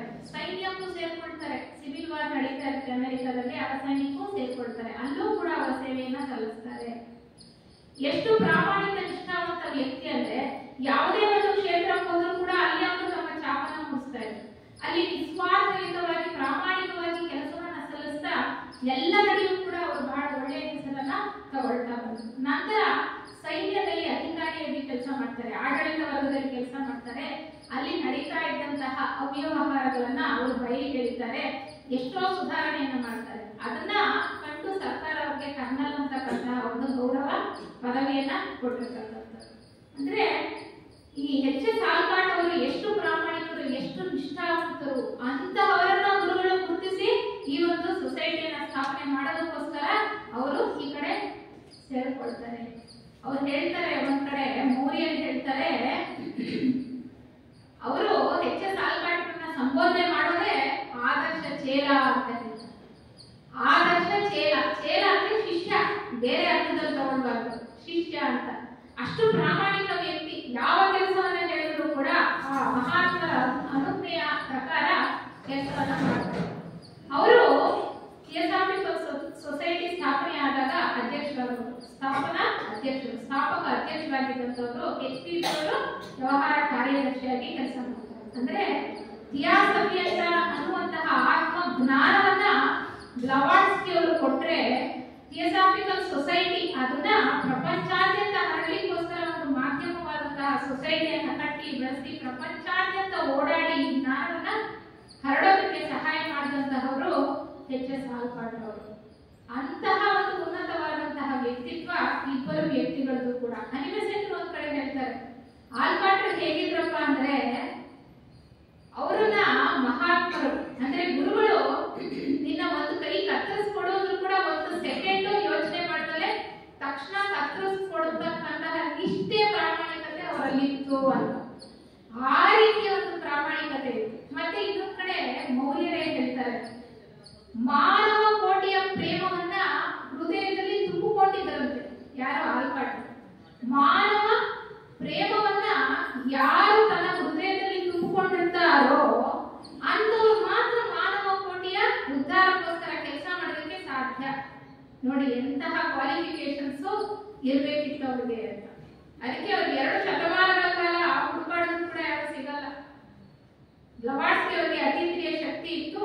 ಅವರ ಸೂಕ್ಷ್ಮ ದೇಹಗಳು ಅಷ್ಟು ಚೆನ್ನಾಗಿ ಬೆಳೆದಿದ್ವು. ಅವುಗಳನ್ನು ಉಪಯೋಗಿಸಿಕೊಂಡು ಮಹಾತ್ಮರು ಅವರ ಮೂಲಕ ಸೀಕ್ರೆಟ್ ಆಗಿರುವಂತಹ ಉದ್ಗ್ರಂಥವನ್ನ ಪ್ರಪಂಚಕ್ಕೆ ಕೊಡೋದಕ್ಕೆ ಸಾಧ್ಯ ಆಯಿತು. ಹೇಳ್ತಾರೆ ಬ್ಲವಾಟ್ಸ್ಕಿ ಅವರು, ಇದನ್ನ ನಾನು ಬರೆದದ್ದಲ್ಲ, ಈ ಗ್ರಂಥ ಮಹಾತ್ಮರ ಅನುಗ್ರಹದಿಂದ ನನ್ನಿಂದ ಬರೆಸಲ್ಪಟ್ಟಿದೆ ಅಂತ ಹೇಳ್ತಾರೆ ಆ ಒಂದು ಗ್ರಂಥವನ್ನ. ಹಾಗೆ ಅದೇ ರೀತಿ ಈ ಒಂದು ಸಂಸ್ಥೆಯನ್ನ ಪ್ರಪಂಚಾದ್ಯಂತ ಸಾರೋದಕ್ಕೆ ಸಾಧ್ಯ ಆಗಿತ್ತು ಯಾರ ಕೈಯಿಂದ? ನಿಷ್ಠಾವಂತ, ಪ್ರಾಮಾಣಿಕ, ಆದರ್ಶ ಚೇಲ ಅಂತ ಕರೆಸಿಕೊಂಡಂತಹ ಎಚ್.ಎಸ್. ಆಲ್ಬರ್ಟ್. ಅಂದ್ರೆ ಈ ಇಬ್ಬರು ಕೂಡ ತಮ್ಮ ತನುಮನ ಧನವನ್ನ ಥಿಯೋಸಾಫಿಕಲ್ ಸೊಸೈಟಿಗೋಸ್ಕರ ಅರ್ಪಣೆ ಮಾಡ್ತಾರೆ. ಥಿಯೋಸಾಫಿಕಲ್ ಸೊಸೈಟಿ ನಾವು ಹೇಳಬೇಕು ಅಂದ್ರೆ ಈ ಇಬ್ಬರು ಮಹಾನ್ ಚೇತನರ ತ್ಯಾಗದ ಒಂದು ಅಡಿಪಾಯದ ಮೇಲೆ ನಿಂತಿದೆ ಅಂತ ಹೇಳ್ಬೋದು. ಈ ಇಬ್ಬರು ಮಹಾನ್ ಚೇತನರ ತ್ಯಾಗ, ಸಂಪೂರ್ಣ ತ್ಯಾಗದ ಒಂದು ತಳಹದಿಯ ಮೇಲೆ ಥಿಯೋಸಾಫಿಕಲ್ ಸೊಸೈಟಿ ನಿಂತಿರ್ತಕ್ಕಂಥದ್ದು. ಅಂದ್ರೆ ಥಿಯೋಸಾಫಿಕಲ್ ಸೊಸೈಟಿಯ ಸದಸ್ಯರಾದ ನಾವು ಯಾವ ಗುಣಗಳನ್ನ ನಾವು ಬೆಳೆಸ್ಕೊಳ್ಬೇಕಾಗಿದೆ? ಮಾನವ ಕೋಟಿಯ ಸೇವೆ ಮಾಡಬೇಕು ಅಂದ್ರೆ ಅಂತಹ ಪ್ರೇಮ ಭಾವವನ್ನ ನಮ್ಮ ಹೃದಯದಲ್ಲಿ ನಾವು ಬೆಳೆಸ್ಕೋಬೇಕಾಗಿದೆ, ಅಂತಹ ಸದ್ಗುಣಗಳನ್ನ ನಾವು ಬೆಳೆಸ್ಕೋಬೇಕಾಗಿದೆ. ಪ್ರತ್ಯೇಕತೆಯ ಭಾವನೆಯನ್ನು ಬಿಟ್ಟು ವಿಶ್ವ ಧರ್ಮವನ್ನ ಎತ್ತಿ ಹಿಡಿತಕ್ಕಂತಹ ವಿಶಾಲವಾದಂತಹ ಮನೋಭಾವವನ್ನು ನಾವು ಬೆಳೆಸ್ಕೊಳ್ಬೇಕಾಗಿದೆ. ಅದಕ್ಕೆ ಮುಂದುವರಿದ ಥಿಯೋಸಾಫಿಕಲ್ ಸೊಸೈಟಿಯ ಉದ್ದೇಶಗಳು ಏನಿದೆ ಅಂತ ನಾವೆಲ್ಲ ಚೆನ್ನಾಗಿ ತಿಳ್ಕೊಂಡಿದ್ದೇವೆ. ಮತ್ತೆ ಇನ್ನೊಂದ್ಸರಿ ನಾವು ಅರ್ಥೈಸಿಕೊಳ್ಳಬೇಕಾಗಿದೆ. ಮೊದಲನೇ ಉದ್ದೇಶ ಏನಿದೆ? ಕುಲ, ಮತ, ಲಿಂಗ, ಜಾತಿ ಮತ್ತು ವರ್ಣ ಭೇದವಿಲ್ಲದೆ ಸಾರ್ವತ್ರಿಕ ಸಹೋದರ ಭಾವದ ಅಂಕುರವನ್ನು ಸ್ಥಾಪಿಸೋದು ಅಂತ. ಇಲ್ಲಿ ಜಾತಿ ಮತ ಭೇದ ಇರೋದ್ರಿಂದನೇ, ಈ ಎಲ್ಲ ಅಂಶಗಳ ಭೇದ ಕಾಣ್ತಾ ಇರೋದ್ರಿಂದನೇ ಹೊಡೆದಾಟ, ಎಲ್ಲ ಗಲಭೆ, ದುಃಖ, ಸಾವು, ನೋವು ಎಲ್ಲದಕ್ಕೂ ಕಾರಣ ಏನು? ಈ ಪ್ರತ್ಯೇಕತಾ ಭಾವನೆ, ಸ್ವಾರ್ಥ ಅಂತಕ್ಕಂಥದ್ದು ಮತ್ತೆ ಈ ಪ್ರತ್ಯೇಕತಾ ಭಾವನೆ ಅಂತಕ್ಕಂಥದ್ದು. ಅದಕ್ಕೆ ಅವ್ರು ಹೇಳ್ತಾರೆ ಕುಲ, ಮತ, ಲಿಂಗ, ಜಾತಿ, ವರ್ಣ ಭೇದ ಇಲ್ಲದೆ ಅಂತ. ಇದಿಷ್ಟೇ ಅಲ್ಲ, ಹೇಳ್ತಾರೆ ರಾಧಾ ವರ್ಣಿಯರವರು 8ನೆಯ ಅಂತಾರಾಷ್ಟ್ರೀಯ ಥಿಯೋಸಾಫಿಕಲ್ ಸೊಸೈಟಿಯ ಅಧ್ಯಕ್ಷರಾಗಿದ್ದಂಥವ್ರು ಹೇಳ್ತಾರೆ, ಮಾನವ ಪುನರುತ್ಥಾನ, ಹ್ಯೂಮನ್ ರೀಜನರೇಷನ್ ಅನ್ನುವಂತಹ ಒಂದು ಬಹಳ ಸುಂದರವಾದಂತಹ ಗ್ರಂಥವನ್ನು ಬರೆದಿದ್ದಾರೆ. ಅದರಲ್ಲಿ ಹೇಳ್ತಾರೆ, ಭೇದ ಭಾವ ಅನ್ನೋದು ಈ 5 ಅಂಶಗಳಿಗೆ ಮಾತ್ರ ಸಂಬಂಧಪಟ್ಟಿದ್ದಲ್ಲ. ನಾನು ಶ್ರೇಷ್ಠ, ನೀನು ಕನಿಷ್ಠ, ನಾನು ಶ್ರೀಮಂತ, ನೀನು ಬಡವ, ಆ ರೀತಿಯ ಭೇದ ಭಾವ ಕೂಡ ಹೋಗ್ಬೇಕು ಅಂತಕ್ಕಂಥದ್ದು. 2ನೇ ಅಂತಾರಾಷ್ಟ್ರೀಯ ಅಧ್ಯಕ್ಷರಾಗಿದ್ದಂತಹ ಅಲಿವೆಸೆಂಟ್ ಹೇಳ್ತಾರೆ, ನಾವೆಲ್ಲ ಆತ್ಮಸ್ವರೂಪಿಗಳು, ಅಣುರೇಣು ತೃಣಕಾಷ್ಟದಲ್ಲಿ ಇರ್ತಕ್ಕಂಥದ್ದು ಆ ಪರಮಾತ್ಮನ ಚೈತನ್ಯನೇ. ನಾವು ಮಾನವರು ಮಾತ್ರ ಸಹೋದರ ಭಾವದಿಂದ ಬದುಕೋದಲ್ಲ, ಪ್ರತಿಯೊಂದು ಜೀವಿಯೂ ಕೂಡ, ಈ ಒಂದು ಸೃಷ್ಟಿಯಲ್ಲಿ ಇರ್ತಕ್ಕಂಥ ಪ್ರತಿಯೊಂದು ಜೀವಿಯೂ ಕೂಡ ಸಹೋದರ ಭಾವದಲ್ಲಿ ಬದುಕಬೇಕಾಗಿದೆ ಅಂತ. ನಮ್ಮ ನಿಂತಿರ್ತಕ್ಕಂಥ ಪ್ರಾಣಿ ವರ್ಗಕ್ಕೆ ಮಾನವ ವರ್ಗದಲ್ಲಿರ್ತಕ್ಕಂಥ ನಾವು ಸಹಾಯ ಮಾಡಿ ಅವರು ಮಾನವ ವರ್ಗಕ್ಕೆ ವಿಕಾಸ ಆಗುವ ಹಾಗೆ ಅನುವು ಮಾಡಿಕೊಡ್ಬೇಕಾಗಿರ್ತಕ್ಕಂಥ ಕರ್ತವ್ಯ ನಮ್ಮ ಮೇಲೂ ಕೂಡ ಇದೆ ಅನ್ನುವಂಥದ್ದು. ಆ ರೀತಿಯ ಒಂದು, ಅದಕ್ಕೆ ಎಷ್ಟು ಸುಂದರವಾದಂತಹ ನಾವು ಬೆಳಿಗ್ಗೆ ಆ ಒಂದು ಸಾರ್ವತ್ರಿಕ ಪ್ರಾರ್ಥನೆಯನ್ನು ನಾವು ಪಡಿಸಿದ್ವಿ ಅಲ್ವಾ? ಪ್ರತಿ ಅಣುವಿನಲ್ಲಿಯೂ ಚಲಿಸುತ್ತಿರುವ ಗುಪ್ತ ಚೇತನವೇ, ಪ್ರತಿ ಪ್ರಾಣಿಯಲ್ಲಿಯೂ ಬೆಳಗುತ್ತಿರುವ ಗುಪ್ತ ಜ್ಯೋತಿ, ಎಲ್ಲವನ್ನು ಒಂದನ್ನಾಗಿ ಸೇರಿಸಿರುವ ಗುಪ್ತ ಪ್ರೇಮವೇ, ನಿನ್ನೊಡನೆ ಒಂದಾಗಿದ್ದೇನೆಂದು ತಿಳಿದಿರುವ ಪ್ರತಿಯೊಬ್ಬನು ಆ ಕಾರಣದಿಂದಲೇ ಇತರರೊಂದಿಗೂ ತನ್ನ ಐಕ್ಯತೆಯನ್ನು ಒಲಿಯಲಿ. ಪ್ರತಿಯೊಂದು ನಮ್ಮ ಕಾರ್ಯಕ್ರಮದಲ್ಲೂ ನಾವು ಈ ಒಂದು ಸಾರ್ವತ್ರಿಕ ಪ್ರಾರ್ಥನೆಯನ್ನ ಪಠಿಸ್ತೇವೆ. ಆದ್ರೆ ಅದರ ಅರ್ಥವನ್ನ ಎಷ್ಟು ಮಟ್ಟಿಗೆ ಗ್ರಹಿಸಿಕೊಂಡು ಅದನ್ನ ನಮ್ಮ ಅನುಷ್ಠಾನದಲ್ಲಿ ತರೋದಕ್ಕೆ ನಾವು ಸಾಧ್ಯವಾಗಿದೆ ಅಂತಕ್ಕಂಥದ್ದನ್ನ ನಾವು ಅವಲೋಕನ ಮಾಡಿಕೊಳ್ಬೇಕು. ಖಂಡಿತವಾಗ್ಲೂ ಈ ನಿಟ್ಟಿನಲ್ಲಿ ನಾವು ಹೆಜ್ಜೆಗಳನ್ನ ಮುಂದೆ ಇಡ್ತಾ ಹೋಗಲೇಬೇಕು. ಅದು ಬಹಳ ಮುಖ್ಯವಾಗಿದೆ. ಸರಿಯಾದ ದಾರಿನಲ್ಲಿ ಮಾನವ ಒಂದು ವರ್ಗ ಮುಂದುವರಿಬೇಕು ಅಂದ್ರೆ ಈ ಅಂಶಗಳನ್ನ ನಾವು ಪರಿಗಣನೆಗೆ ತಗೊಳ್ಳೇಬೇಕಾಗಿದೆ. ಅದಕ್ಕೆ ಥಿಯೋಸಾಫಿಕಲ್ ಸೊಸೈಟಿ ಒಂದು ಮತ ಅಲ್ಲ, ಇದೊಂದು ದರ್ಶನ ಅಂತ ಹೇಳ್ತಕ್ಕಂಥದ್ದು. ಮತಗಳಿಗೆ ನೀಡಿದ್ದಂಥದ್ದು, ಎಲ್ಲಾ ಮತಗಳಲ್ಲಿ ಇರ್ತಕ್ಕಂತಹ ಮೂಲಭೂತ ಸತ್ಯವನ್ನ ಎತ್ತಿ ಹಿಡಿತಾ ಇರ್ತಕ್ಕಂಥದ್ದೇ ಥಿಯೋಸಾಫಿಕಲ್ ಸೊಸೈಟಿ. ಇನ್ನೊಂದು 2ನೇ ಬಹಳ ಮುಖ್ಯವಾದಂತಹ ಉದ್ದೇಶ ಏನಪ್ಪ ಅಂದ್ರೆ ತುಲನಾತ್ಮಕ ಮತ, ತತ್ವಶಾಸ್ತ್ರ ಮತ್ತು ವಿಜ್ಞಾನಗಳ ವ್ಯಾಸಂಗಕ್ಕೆ ಪ್ರೋತ್ಸಾಹ ನೀಡ್ತಕ್ಕಂಥದ್ದು. ಈಗಿನ ಪೀಳಿಗೆಯವರು ಅಂದ್ರೆ ಜನರೇಷನ್ ಅವರಿಗೆ ನಾವು ಯಾವುದೋ ಒಂದು ಆಧ್ಯಾತ್ಮ ವಿಚಾರವನ್ನ ಹೇಳ್ತಾ ಹೋದ್ರೆ ಅವರಿಗೆ ರುಚಿಸೋಲ್ಲ. ವೈಜ್ಞಾನಿಕ ದೃಷ್ಟಿಕೋನದಲ್ಲಿ ನಾವು ಹೇಳ್ತಾ ಹೋದ್ರೆ ಸರಿಯಾದ ರೀತಿಯಲ್ಲಿ ಉದಾಹರಣೆಗಳನ್ನ ಕೊಡ್ತಾ ನಮ್ಮ ವಿಚಾರಗಳಿಗೆ ಸಂಘರ್ಷಣೆಯನ್ನ ನೀಡ್ತಾ ಹೋದಾಗ ಮಾತ್ರ ಅವರಿಗೆ ಈ ಕಡೆ ಬರೋದಕ್ಕೆ ಸಾಧ್ಯ. ಅದಕ್ಕೆ ಹೇಳ್ತಾರೆ, ಆಗಿನ ಕಾಲದಲ್ಲೇ ನೋಡಿ, ಪ್ರಾರಂಭ ಆದಾಗಲೇ ಅವರು ಎಂತ ಉನ್ನತವಾದಂತಹ ಒಂದು ಧ್ಯೇಯವನ್ನ ಇಟ್ಟುಕೊಂಡಿದ್ರು ಅಂತ. ಮತ, ತತ್ವಶಾಸ್ತ್ರ, ವಿಜ್ಞಾನ 3ಕ್ಕೂ ಕೂಡ ವ್ಯಾಸಂಗಕ್ಕೆ, ತುಲನಾತ್ಮಕ ವ್ಯಾಸಂಗಕ್ಕೆ, ಕಂಪ್ಯಾರಿಟಿವ್ ಸ್ಟಡಿ ಅಂತ ಹೇಳ್ತಾರೆ, ಅದಕ್ಕೆ ಪ್ರೋತ್ಸಾಹವನ್ನ ನೀಡ್ತಕ್ಕಂಥದ್ದು. ಇಲ್ಲಿ ಒಂದು ವಿಚಾರ ಏನಾಗ್ತಾ ಹೋಗುತ್ತೆ ಅಂದ್ರೆ, ಐನ್ಸ್ಟೀನ್ ಅಂತಹ ಪ್ರಖ್ಯಾತ ವಿಜ್ಞಾನಿಯಾಗಿದ್ದಂಥವ್ರು, ಅನೇಕ ವೈಜ್ಞಾನಿಕ ಆವಿಷ್ಕಾರಗಳನ್ನ ಮಾಡಿದಂಥವರು ಥಿಯೋಸಾಫಿಕಲ್ ಸೊಸೈಟಿಯ ಸದಸ್ಯರಾಗಿದ್ದರು. ಅವರ ಮೇಜಿನ ಮೇಲೆ ಯಾವಾಗಲೂ ಅವರು ಸೀಕ್ರೆಟ್ ಆಫ್ ಗ್ರಂಥನ ಇಟ್ಕೊಂಡಿರ್ತಾ ಇದ್ರು. ಅವರ ಪ್ರಯೋಗಗಳಲ್ಲಿ ಅವರಿಗೆ ಕ್ಲಿಷ್ಟತೆ ಅಂತ ಅನಿಸಿದಾಗ, ಕಷ್ಟ ಏನಾದ್ರು ಎದುರಾದಾಗ, ಅವರಿಗೆ ತೋಚದೇ ಇದ್ದಾಗ, ಪರಿಹಾರ ಕಾಣದೇ ಇದ್ದಾಗ ಸೀಕ್ರೆಟ್ ಆಫ್ ರೆಫರ್ ಮಾಡ್ಕೊಂಡಿದ್ದಾರೆ. ಯಾಕೆಂದ್ರೆ ನಮ್ಮ ಋಷಿ ಮುನಿಗಳು ಅವರ ಯೋಗ ದೃಷ್ಟಿಯಲ್ಲಿ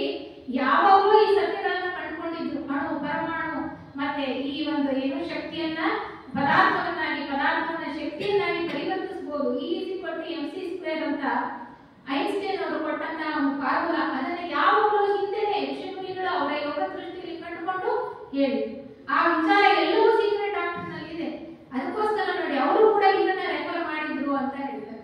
ಅದಕ್ಕೆ ಕಾಲ ಕಾಲಕ್ಕೆ ಯಾವಾಗ ಎಲ್ಲಿ ಬದಲಾವಣೆ ಬೆಳವಣಿಗೆ ನಡೀತಾ ಇದೆಯೋ ಎಲ್ಲವನ್ನೂ ಕೂಡ ಸಮಂಜಸವಾಗಿ ನಾವು ಅರ್ಥೈಸಿಕೊಳ್ತಕ್ಕಂಥ ಪ್ರಯತ್ನ ಬಹಳ ಮುಖ್ಯ. ಅದಕ್ಕೆ ಮತ ಧರ್ಮಗಳಿಗೆ ವೈಜ್ಞಾನಿಕ ದೃಷ್ಟಿಕೋನವನ್ನ ಕೊಡ್ತಕ್ಕಂಥದ್ದು, ವಿಜ್ಞಾನಕ್ಕೆ ಧಾರ್ಮಿಕ ತಳಹದಿಯನ್ನ ಹಾಕೊಳ್ತಕ್ಕಂಥದ್ದು ಬ್ಲವಾಟ್ಸ್ಕಿ ಅವರ ಉದ್ದೇಶ ಆಗಿತ್ತು. ನೋಡಿ ಎಷ್ಟು ಉನ್ನತವಾದಂತಹ ಒಂದು ವಿಚಾರ. ಧರ್ಮ ಅಧರ್ಮವನ್ನ ಹಿಡಿಯುತ್ತೆ ಅಥವಾ ಅದು ಇರ್ತಕ್ಕಂಥ ಸತ್ಯವನ್ನ ಮರ್ತು ಹೋಗುತ್ತೆ ಯಾವಾಗ ನೈತಿಕ ಮೌಲ್ಯಗಳನ್ನ ಕೈಬಿಟ್ಟಾಗ. ಅದಕ್ಕೆ ಹೇಳ್ತಾರೆ ಆ ನೈತಿಕ ಮೌಲ್ಯಗಳನ್ನ ಕೈ ಬಿಡದೆ ಹಿಡ್ಕೋಬೇಕು ಅಂದ್ರೆ ವಿಜ್ಞಾನಕ್ಕೆ ಆ ನೈತಿಕ ಮೌಲ್ಯಗಳ ತಳಹದಿ ಬೇಕು. ಧರ್ಮ ಹೇಳ್ತಕ್ಕಂತಹ ನೈತಿಕ ಮೌಲ್ಯಗಳ ತಳಹದಿ ಬೇಕು. ಧರ್ಮ ಕಂದಾಚಾರ ಮೂಢನಂಬಿಕೆಗಳಿಗೆ ಒಳಗಾಗದಲೇ ತಾರ್ಕಿಕವಾಗಿ ನಾವು ಅರ್ಥ ಮಾಡ್ಕೊಳ್ಬೇಕು ಅಂತಂದ್ರೆ ನಮ್ಗೆ ವೈಜ್ಞಾನಿಕ ದೃಷ್ಟಿಕೋನ ಬೇಕು. ಅದಕ್ಕೆ ಹೇಳ್ತಾರೆ ಬ್ಲವಾಟ್ಸ್ಕಿ ಅವರು ಧರ್ಮಕ್ಕೆ ವೈಜ್ಞಾನಿಕ ಒಂದು ದೃಷ್ಟಿಕೋನ ಕೊಡ್ತಕ್ಕಂಥದ್ದು, ವಿಜ್ಞಾನಕ್ಕೆ ನೈತಿಕ ಮೌಲ್ಯಗಳ ಅಥವಾ ಧರ್ಮದ ಒಂದು ತಳಹದಿಯನ್ನು ರಚಿಸತಕ್ಕಂಥದ್ದು ಬಹಳ ಮುಖ್ಯ ಅಂತ. ಆ ಕಾಲದಲ್ಲೂ ಅದು ಪ್ರಸ್ತುತ, ಈ ಕಾಲದಲ್ಲೂ ಕೂಡ ಅದು ಪ್ರಸ್ತುತ. ಇನ್ನು ಮೂರನೇ ಒಂದು ಉದ್ದೇಶಕ್ಕೆ ಬಂದ್ರೆ ಸ್ಪಷ್ಟವಾದ ಪ್ರಕೃತಿ ನಿಯಮಗಳನ್ನ ಮತ್ತು ಮಾನವನಲ್ಲಿರುವ ಸುಪ್ತ ಶಕ್ತಿಗಳನ್ನ ಪರಿಶೋಧಿಸುವುದು. ಮನುಷ್ಯನಲ್ಲಿ ಅಗಾಧವಾದಂತಹ ಶಕ್ತಿ ಇದೆ. ಎಷ್ಟೋ ಜನರನ್ನ ನಾವು ನೋಡ್ತೇವೆ ಅಲ್ಲ, ಎಷ್ಟೋ ಜನ ಸ್ವಾಮಿಗಳು ಅವರು ಪವಾಡ ಪುರುಷರು, ಎಷ್ಟೋ ಶಕ್ತಿಗಳಿದೆ ಅವರಿಗೆ, ಸಿದ್ಧಿಗಳಿದೆ ಅಂತ ನಾವು ಹೇಳ್ತೇವೆ. ಅದು ಸಹಜವಾಗಿ ಬರುತ್ತೆ. ನಾವು ಯಾವಾಗ ನಮ್ಮ ದೇಹಗಳ ಶುದ್ಧಿಯನ್ನ ಮಾಡ್ಕೊಳ್ತಾ ಹೋಗ್ತೀವೋ ಆಗ ಈ ಶಕ್ತಿಗಳು ತಂತಾನೆ ಬರ್ತಕ್ಕಂಥದ್ದು. ಥಿಯೋಸಾಫಿಕಲ್ ಸೊಸೈಟಿ ಸಿದ್ಧಿಗಳಿಗೋಸ್ಕರ ನೀವು ಸಾಧನೆ ಮಾಡುತ್ತಾ ಯಾವಾಗಲೂ ಹೇಳೋದಿಲ್ಲ. ಯಾವಾಗಲೂ ಹೇಳ್ತಕ್ಕಂಥದ್ದೇ ತ್ರಿಕರಣ ಶುದ್ಧಿ. ನಮ್ಮ ವಚನಕಾರರು ಏನ್ ಹೇಳ್ತಾರೋ, ನಮ್ಮ ಸರ್ವಜ್ಞ ಏನ್ ಹೇಳಿದ್ರೋ ಅದನ್ನೇ ಹೇಳ್ತಾ ಇರ್ತಕ್ಕಂಥದ್ದು ತ್ರಿಕರಣ ಶುದ್ಧಿ. ಅದು ಬಹಳ ಮುಖ್ಯ ಅಂತ. ಅಲ್ಲದೆ ಪ್ರಕೃತಿಯಲ್ಲಿ ಎಷ್ಟು ನಿಯಮಗಳಿದೆ. ಕರ್ಮ ನಿಯಮ ಇರ್ಬೋದು, ಪುನರ್ಜನ್ಮ ಸಿದ್ಧಾಂತ ಇರ್ಬೋದು, ಅಥವಾ ಈ ಹೊಂದಾಣಿಕೆ ನಿಯಮ ಅಂದ್ರೆ ಲಾ ಆಫ್ ಹಾರ್ಮೋನಿ ಅಂತ ಹೇಳ್ತೀವಿ, ಮತ್ತೆ law of death and after ಅನ್ನೋದು, ಈ ಸಂಸಾರ ಯೋಜನೆ ಅಂತಕ್ಕಂಥದ್ದು, ವಿಕಾಸ ನಿಯಮ, ಇವೆಲ್ಲ ತಿಳ್ಕೊಂಡ್ರೆ ಮಾತ್ರ ಮನುಷ್ಯ ನೆಮ್ಮದಿಯಾಗಿ ಸರಿಯಾದ ದಾರಿಯಲ್ಲಿ ನಡೀತಾ ತಾನು ಜೀವನವನ್ನ ನಡೆಸೋದಕ್ಕೆ ಸಾಧ್ಯ. ಇಲ್ಲ ಅಂದ್ರೆ ನನಗೆ ಯಾಕೆ ಭಗವಂತ ಇಷ್ಟೊಂದು ಕಷ್ಟ ಕೊಟ್ಟ, ನಾನೇನು ಮಾಡಿದ್ವಲ್ಲ ಈ ಜನ್ಮದಲ್ಲಿ, ನನಗೆ ಯಾಕೆ ಇಷ್ಟೊಂದು ಕಷ್ಟ ಅಂತ ಭಗವಂತನಲ್ಲಿ ನಂಬಿಕೆ ಕಳ್ಕೊಳ್ತಕ್ಕಂಥದ್ದು ಅಥವಾ ಭಗವಂತನನ್ನೇ ದೂರ್ತಕ್ಕಂಥ ಪರಿಸ್ಥಿತಿ ಬರುತ್ತೆ. ಅದಕ್ಕೆ ಹೇಳ್ತಾರೆ ನಮ್ಮಲ್ಲೂ ಅಪಾರವಾದ ಶಕ್ತಿ ಇದೆ, ಪ್ರಕೃತಿಯಲ್ಲೂ ಕೂಡ ಸೂಕ್ತವಾಗಿರ್ತಕ್ಕಂಥ ಶಕ್ತಿಗಳಿದೆ. ಅದನ್ನ ಪರಿಶೋಧನೆ ಮಾಡಿ ಪ್ರಕೃತಿ ನಿಯಮಗಳಿಗೆ ಅನುಸಾರವಾಗಿ ಮನುಷ್ಯ ಜೀವನವನ್ನ ನಡೆಸಿದ್ದೇ ಆದ್ರೆ ಈ ಒಂದು ವಿಕಾಸ ಯೋಜನೆಯಲ್ಲಿ ಬಹಳ ತ್ವರಿತವಾಗಿ ನಾವು ಮುಂದುವರಿಲಿಕ್ಕೆ ಸಾಧ್ಯ ಅನ್ನುವಂತಹ ವಿಚಾರ. ಕೊನೆಯದಾಗಿ ಒಂದೇ ಒಂದು ವಿಚಾರವನ್ನ ಹೇಳೋದಕ್ಕೆ ಇಷ್ಟಪಡ್ತೇನೆ. ಈಗಾಗಲೇ ನಮ್ಮ ಥಿಯೋಸಾಫಿಕಲ್ ಸೊಸೈಟಿ ಅಂದ್ರೆ ಇದೊಂದು ಅಂತಾರಾಷ್ಟ್ರೀಯ ಆಧ್ಯಾತ್ಮ ಸಂಸ್ಥೆ, ಇದು ಮತವಲ್ಲ. ಅದು ನಾವು ಚೆನ್ನಾಗಿ ಅರ್ಥೈಸ್ಕೋಬೇಕು. ಈಗಾಗಲೇ 7 ಜನ ಅಂತಾರಾಷ್ಟ್ರೀಯ ಅಧ್ಯಕ್ಷರಾಗಿ ಹೋಗಿದ್ದಾರೆ. ಪ್ರಸ್ತುತ ಇರ್ತಕ್ಕಂಥವರು 8ನೇಯ ಅಧ್ಯಕ್ಷರು. ಅವರ ಹೆಸರು ಟಿಮ್ ಬಾಯ್ಡ್ ಅವರು, ಅಮೆರಿಕ ದೇಶದವರು. ಆದ್ರೆ ಕೇಂದ್ರ ಕಚೇರಿ ಇರ್ತಕ್ಕಂಥದ್ದು ಅಡಿಯಾರ್ನಲ್ಲೇ, ಅಲ್ಲೇ ಇದು ಕೆಲಸ ಮಾಡ್ತಕ್ಕಂಥದ್ದು. ಇತ್ತೀಚೆಗೆ 2018ರಲ್ಲಿ ಅವರು ಜುಲೈನಲ್ಲಿ ಒಂದು ನಾರ್ಡೆನ್ ಅಂತ ಇದೆ, ಇಲ್ಲಿ ನೆದರ್ಲ್ಯಾಂಡ್ ಅಲ್ಲಿ ಥಿಯೋಸಾಫಿಕಲ್ ಸೊಸೈಟಿಯ ಕೇಂದ್ರ ಕಚೇರಿ ಇರ್ತಕ್ಕಂಥದ್ದು. ಅಲ್ಲಿ ಆಗಾಗ್ಗೆ ಎಲ್ಲ ಪ್ರಮುಖರು ಸೇರ್ಕೊಂಡು ಯಾವ ರೀತಿ ಕಾರ್ಯಕ್ರಮಗಳನ್ನ ರೂಪಿಸ್ಕೊಳ್ಬೇಕು ಅನ್ನುವಂಥದ್ದನ್ನ ಅಂತಾರಾಷ್ಟ್ರೀಯ ಅಧ್ಯಕ್ಷರ ಸಮ್ಮುಖದಲ್ಲಿ ವಿಚಾರ ಮಾಡಿ ಅವರು ಅನೇಕ ಯೋಜನೆಗಳನ್ನ ಮಾಡ್ತಾರೆ. 2018ರಲ್ಲಿ ಒಂದು ಬಹಳ ಮುಖ್ಯವಾದಂತಹ ಒಂದು ಮೈಲ್ಸ್ಟೋನ್ ಅಂತ ಏನ್ ಹೇಳ್ಬೋದು ಅಂತಂದ್ರೆ ಒಂದು ಮಿಷನ್ ಸ್ಟೇಟ್ಮೆಂಟ್ ಅಂತ ಕೊಡ್ತಾರೆ. ಅಲ್ಲಿ ತೆಗೆದುಕೊಂಡಿರ್ತಂತಹ ಒಂದು ನಿರ್ಧಾರದ ಮೇರೆಗೆ ಏನಪ್ಪಾ ಅದು ಮಿಷನ್ ಸ್ಟೇಟ್ಮೆಂಟ್ ಅಂದ್ರೆ, ನಾವೀಗ 3 ಉದ್ದೇಶಗಳನ್ನ ತಿಳ್ಕೊಂಡ್ವಲ್ಲ ಥಿಯೋಸಾಫಿಕಲ್ ಸೊಸೈಟಿಯ ಧ್ಯೇಯೋದ್ದೇಶಗಳನ್ನ. ಈ ಧ್ಯೇಯೋದ್ದೇಶಗಳನ್ನ ನಾವು ಸಾಕಾರಗೊಳಿಸ್ಕೋಬೇಕು ಅಂದ್ರೆ ಅದನ್ನ ಕಾರ್ಯಗತ ಮಾಡ್ಬೇಕು ಅಂದ್ರೆ ಒಂದು ಯೋಜನೆ ಅಂತ ಆಗ್ಬೇಕಲ್ವಾ, ಯೋಜನಾ ಪ್ರಣಾಳಿಕೆ ಅಂತ ಹೇಳ್ಬೋದು. ಒಂದು ಮಿಷನ್ ಸ್ಟೇಟ್ಮೆಂಟ್ ಅಂದ್ರೆ ಅವ್ರು ಹೇಳ್ತಾರೆ, to serve humanity by cultivating a ever deepening understanding and realisation of the ageless wisdom, spiritual self transformation and the unity of all life. ಎಂತಹ ಉನ್ನತವಾದಂತಹ ಒಂದು ಮಿಷನ್ ಸ್ಟೇಟ್ಮೆಂಟ್ ನೋಡಿ. ನಾವು ಈ ಉದ್ದೇಶಗಳನ್ನ ಕಾರ್ಯರೂಪಕ್ಕೆ ತರೋದು ಹೇಗೆ ಅಂತ ಅದಕ್ಕೂ ಕೂಡ ಒಂದು ನಮಗೆ ದಾರಿಯನ್ನ ತೋರಿಸ್ಕೊಟ್ಟಿದ್ದಾರೆ. ಏನಂದ್ರೆ ಟು ಸರ್ವ್ ಹ್ಯುಮ್ಯಾನಿಟಿ ಅಂದ್ರೆ ಮಾನವ ಕೋಟಿಯ ಸೇವೆ ಮಾಡು ಮಾಡಬೇಕು ನಾವು. ಅದು ಮಾಡಬೇಕು ಅಂದ್ರೆ ಏನ್ ಮಾಡಬೇಕು? By ever deeper understanding and realisation of the ageless wisdom. ಈ ಸನಾತನ ಜ್ಞಾನ ಅಂತಕ್ಕಂಥದ್ದು ಏನಿದೆ, ಆತ್ಮ ಜ್ಞಾನ ಏನಿದೆ, ಅದನ್ನ ಚೆನ್ನಾಗಿ ಅರ್ಥೈಸ್ಕೊಳ್ಬೇಕಾಗಿದೆ. ಆ ಜ್ಞಾನವನ್ನ ಅರ್ಥೈಸ್ಕೊಂಡ್ಮೇಲೆ ಸಾಧನೆಯನ್ನ ಮಾಡಬೇಕಾಗಿದೆ, ಕೃಷಿಯನ್ನ ಮಾಡಬೇಕಾಗಿದೆ. ಆ ಜ್ಞಾನವನ್ನ ನಾವು ಇಂಟರ್ನಲೈಸ್ ಮಾಡ್ಕೊಳ್ಬೇಕಾಗಿದೆ, ನಮ್ಮಲ್ಲಿ ಸ್ವಯಂ ಪರಿವರ್ತನೆಯನ್ನ ತಂದ್ಕೊಳ್ಬೇಕಾಗಿದೆ. ಅದಕ್ಕೆ ಹೇಳ್ತಾರೆ ಸ್ಪಿರಿಚುವಲ್ ಸೆಲ್ಫ್ ಟ್ರಾನ್ಸ್ಫರ್ಮೇಷನ್ ಅಂದ್ರೆ ಆಧ್ಯಾತ್ಮಿಕ ಸ್ವಯಂ ಪರಿವರ್ತನೆ ನಮ್ಮಲ್ಲಿ ಆಗಬೇಕಾಗಿದೆ. And unity of all life ಅಂದ್ರೆ ವಿಶ್ವೈಕ್ಯದ ಒಂದು ನಿಯಮವನ್ನ ನಾವು ಚೆನ್ನಾಗಿ ತಿಳ್ಕೊಳ್ಬೇಕಾಗಿದೆ. ಎಲ್ಲರೂ ಒಂದೇ, one in all, all in one. ಅದೇ ಒಂದು ಪ್ರಣಾಳಿಕೆಯನ್ನು ಕೂಡ ಇಟ್ಕೊಂಡು ನಮ್ಮ 150ನೇ ಅಂತಾರಾಷ್ಟ್ರೀಯ ಒಂದು ಸಮ್ಮೇಳನವನ್ನ ಆಯೋಜಿಸಲಾಗಿದೆ ಹರಿಯಾಣದಲ್ಲಿ ಈಗ ಮುಂದಿನ ತಿಂಗಳಲ್ಲಿ, ಬರುವ ತಿಂಗಳಲ್ಲಿ. ಈ ಒಂದು ವಿಶ್ವೈಕ್ಯದ ಭಾವವನ್ನ ಸರಿಯಾಗಿ ಅರ್ಥೈಸ್ಕೊಳ್ತಾ, ಧ್ಯೇಯೋದ್ದೇಶಗಳನ್ನ ಸರಿಯಾಗಿ ನಾವು ಅರ್ಥೈಸ್ಕೊಳ್ತಾ, ಈ ಆಧ್ಯಾತ್ಮ ಜ್ಞಾನ ನಮಗೆ ಸಿಕ್ಕಿದೆಯಲ್ಲ, ನಾವು ಎಷ್ಟು ಪುಣ್ಯ ಮಾಡಿದೀವಿ, ಎಷ್ಟು ಜನ್ಮಗಳ ಪುಣ್ಯವೋ ಏನೋ ನಾವು ಇಲ್ಲಿ ಬಂದು ಸೇರಿದ್ದೇವೆ, ಈ ಜ್ಞಾನ ನಮಗೆ ಸಿಗ್ತಾ ಇದೆ. ಆ ಜ್ಞಾನದ ಬೆಳಕಿನಲ್ಲಿ ನಮ್ಮನ್ನ ನಾವು ಪರಿವರ್ತನೆ ಮಾಡ್ಕೊಳ್ತಾ, ನಮ್ಮ ಕೈಲಾದಷ್ಟು ಕೂಡ ಆ ಮಾನವ ಕೋಟಿಯ ಸೇವೆಯನ್ನ ಮಾಡತಕ್ಕಂತಹ ಒಂದು ಪ್ರತಿಜ್ಞೆಯನ್ನ ನಾವು ತಗೊಳ್ತಾ ಈ ಒಂದು ದಾರಿಯಲ್ಲಿ ಮುಂದುವರಿಯೋಣ.